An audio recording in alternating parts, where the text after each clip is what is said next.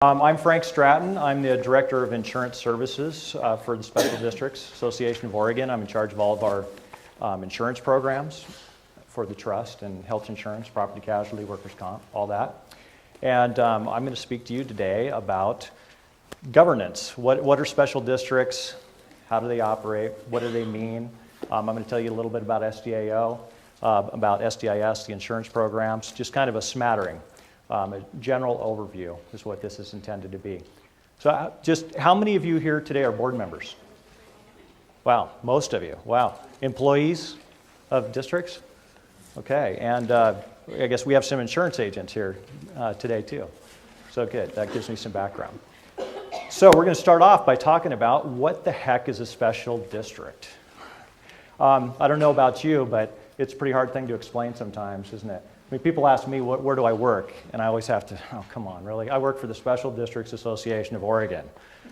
And then they give me a blank stare. I think, what the heck is that? And I say, well, you know what a special district is? And then they go, oh, yeah, I know that. That's a great organization. That helps the kids. This is disabled kids, right? Special Olympics.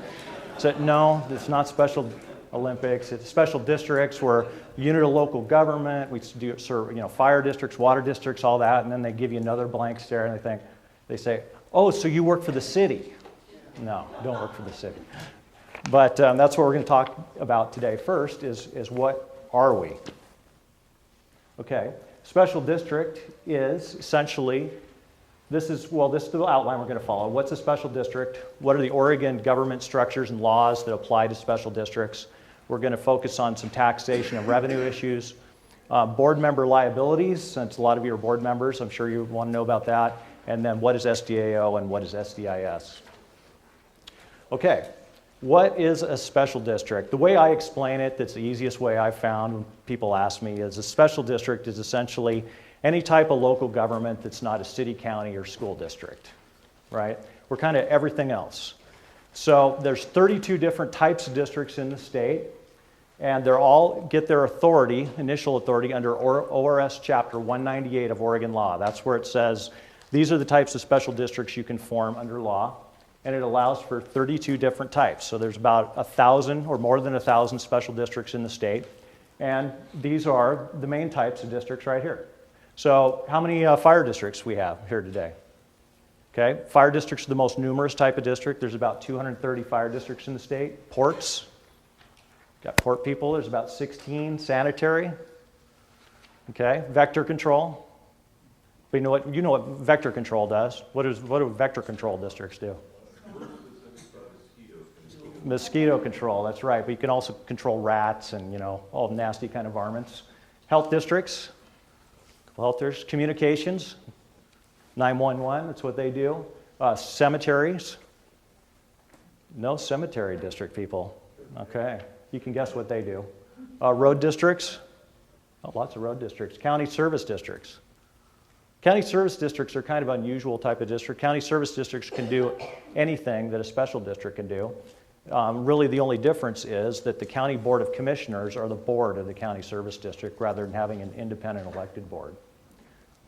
Domestic water supply, irrigation, park and rec, library, people's utility districts, they're essentially electrical utilities. None of them today. Water control, transit, soil and water conservation districts, a couple there, and drainage. Well, anybody else? Any others? What are you representing? Public safety. Great. And actually, public safety, what you are, is you're a county service district because only county service districts can do public safety. So, wow, that's a great cross-section of districts here today. So, anyway, the structure of government in the state, essentially you have the House of Representatives, the executive branch, the Senate, you have state agencies. So you have the state here, and you got local government here, cities, counties, special districts, school districts. Now, one of the biggest misconceptions that the general public has, and even a lot of the board members, especially new board members have, is somehow they believe that they're not equal to these other types of local governments. We get those calls all the time about, hey, why doesn't the county do something? I'm not happy with the way my board's acting. I need help. Who can I call at the county that can do something about this? Well, there's nobody. You're an independent unit of local government. As far as the law is concerned, you have the same powers almost as a county commissioner or as the city council for a city. You're a separate unit of local government that's created by the state. So really, the state is the only entity that has authority over you, and only in certain respects too, and we're going to go through that. So why are special districts even exist? What's the purpose of a special district? Well, initially it was always this scenario, okay? Counties can't provide municipal services other than through a county service district. They can't do sewer, water, fire, parks, all those things. Only cities can. So the cities are the red dot here. So what happens if you live outside of a city? How do you get those services? If you're in a rural area and you decide, hey, we need a sewer system, we need a water system, we need a cemetery, that's when you form special districts. And because Oregon is such a rural state, that's why the statutes were created to allow people to get the specific types of services that they need and want. Over time, districts have grown and sometimes butt up against city boundaries, okay, and sometimes overlap. And so you have situations developing. You even have situations where maybe a special district now will provide all the services for a city. The city will essentially maybe give up its fire district to an outlying bigger, or give up its fire department to an outlying special district to provide all those services. So kind of what's gone from the model initially of little districts here and there that cities eventually wanted to just gobble up and have go away in these rural areas, now it's kind of transitioning to a new model that we're seeing, especially escalating now in these tough financial times, of how can special districts be used as a model for making government more efficient overall. And a great example of that is in Washington County. In Washington County, you have a situation where you have multiple cities, okay, and one huge fire district and one big water district and one big sanitary district providing most of those municipal services. Because the reasoning was, does it really make, as the cities would argue, does it make sense to have all these little special districts around? Well, the special districts in that area would argue, why does it make sense to have so many different police or fire departments in every single city with their own chief, et cetera? How can we make this more efficient? Well, let's create one big regional district that does nothing but fire, can focus on fire, and the cities can give up that service and not have that in their budget. And so now we're getting calls almost every day because of the budget pressures around the state, especially in rural counties, of how can they do this? How can they look at ways to form a regional type of districts to take over some of the burden that the other governments can't afford to take on anymore. So now I'm going to talk about, okay, I said that you're equal, right? You're equal to cities and counties. So who oversees you? Who oversees what you do? Well, the state does in certain respects. The state legislature, they create law. So when they create law, that's what allows you to exist. And of course, when they go into legislative session, they modify the laws. Those laws influence you or impact how you operate and create your authority to exist. But there's also certain state agencies that oversee certain aspects of what you do. They don't control you in general, but they do oversee certain laws that you have to live with.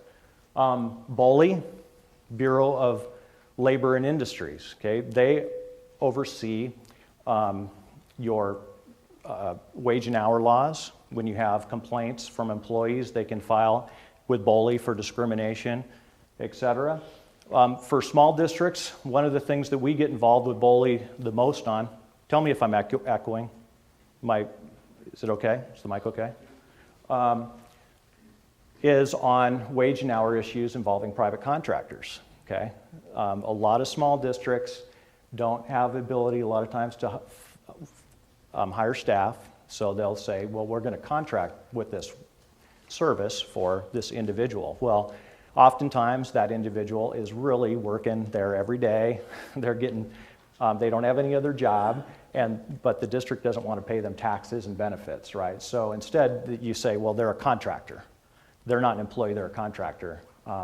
That doesn't work. You can't just call somebody a contractor. You can't just drop a contract and say you're now a contractor. BOLI doesn't like that, okay? If they complain to Bully, you're going to get hit with fines, penalties, back pay, everything else, as well as the IRS can come after you in addition to that. So be aware of those issues. Bully has a great website where it will outline for you all their rules and regulations. It will tell you the steps, all the tests you need to meet in order for somebody to be a private contractor or not. DEQ, department, well, you know, all know DEQ, right? Sanitary districts especially have to worry about DEQ. They govern everything that you do, basically, as far as discharge, et cetera.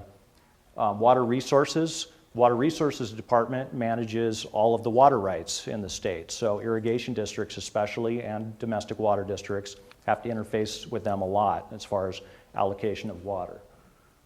Department of Business and Consumer Services, that's the workers' comp division. All the insurance laws are under that. So if you have workers' comp issues and you file a complaint, that's where it goes. Government Standards and Practices Commission, that's the ethics, or the Inquisition Commission, as I like to call it. You know, it's basically if you violate certain conflict of interest issues, public meetings, going into improper executive sessions. These are all things that someone in your community can complain to the Ethics Commission, file a complaint, say that you've done these things illegally.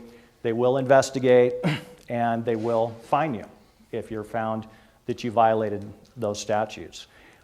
They can get really ridiculous in our minds. I mean, we provide some limited defense coverage if you're in our insurance programs for these issues, but we have one right now where, you know, a board member for a little road district, small community, so there's hardly anybody that's interested in being on the board, right? You know that for you in the small districts. Limited number of people that can work at the district. Well, the board decided that they were going to hire her daughter to come work at the district part-time and be a bookkeeper. Everybody in the board, of course, knew her, right? The board member told the board, hey, I can't vote. I'm not going to vote because it's my daughter. And so they hired her. Well, somebody in the community got angry later with the district and had a vendetta, so they asked for all the minutes. They start going through this, and they found that she did not officially raise her hand and say, I am officially declaring a conflict of interest because this person is my daughter and I'm not going to vote. Now, the law says you have to declare a conflict of interest. She didn't do that. So even though everybody knew it was her daughter, knew it was a conflict, technicality still, she's fined, and we've been fighting that for 6 months now, trying to get her out of the fine. So it's kind of ridiculous, but that's the situation you can run into. So don't just ignore these laws. Nothing's ever a problem until somebody's mad in the community, right? I mean, I hear that every day from people, nobody cares what we do. I mean, we're a little road district. We're just a little fire district. You know, there's nobody, we're all friends. Well, people move into the community, right? Sometimes people move here from California, and they come in here and we didn't do things like this, you know? And all of a sudden they're looking through your expenses and they're looking through your minutes, and it becomes a problem. So don't ignore things. When you know you're not doing it correct, figure out a plan to do it correctly, and that's why SDAO is here, to help you navigate through all these things that you have to understand and do right. Secretary of State's office, they are ultimately in charge of elections.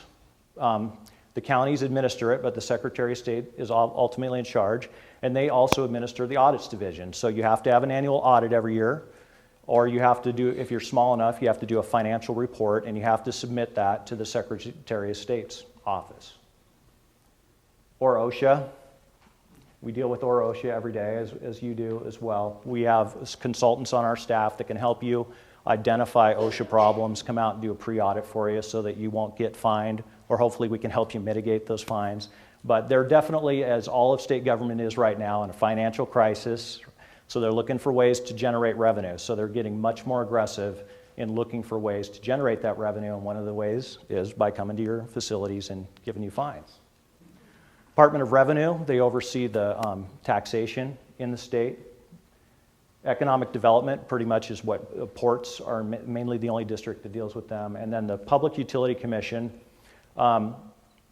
There's big misconception. We get calls all the time from people that say, hey, I called the PUC because I'm really mad at my water district and they overcharged me and they cut off my service, or I'm mad at my sanitary district and the PUC won't do anything. Well, that's correct. The PUC has no jurisdiction over government entities other than people's utility districts.